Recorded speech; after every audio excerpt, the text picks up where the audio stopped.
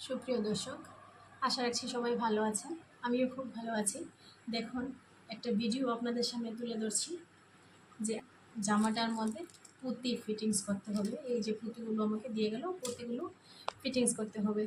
তো এই পুঁতিগুলো কি করে ফিটিংস করা হয়, আমি কি করে ফিটিংস করি, আপনারা একটু দেখতে থাকবেন। কিভাবে পুঁতি ফিটিংস করার পর ড্রেসটা কেমন লাগছে একটু দেখুন আপনারা, যে পুঁতিগুলো ফিট করতে কতটা সময় লাগে এবং ফিট করার পর তার লুকসটা কেমন লাগে একটু কমেন্টসে জানাবেন।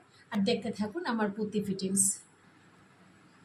দেখুন, এই কাজগুলো অনেক সূক্ষ্ম কাজ। এগুলো আগে একটু একটু করে এইভাবে আঠা লাগিয়ে দিতে হয়। পুঁতিগুলোকে সেট করে নিচ্ছি।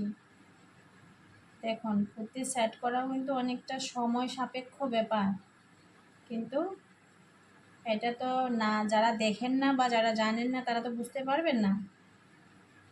দেখুন কিভাবে সেট হয়ে যাচ্ছে। এটাকে আমাকে 5-6 ঘন্টা রেখে দিতে হবে। এইভাবে 5-6 ঘন্টা রেখে দেবার পর কিন্তু সেই পুঁতিগুলো আঠার সঙ্গে লেগে থাকবে আর খুলবে না। দেখুন, পুরো বডিতে এখানে পুঁতি সেট হয়ে গেছে। পুরো বডিতে করে নিয়েছি। এখন হাতে করে নেব।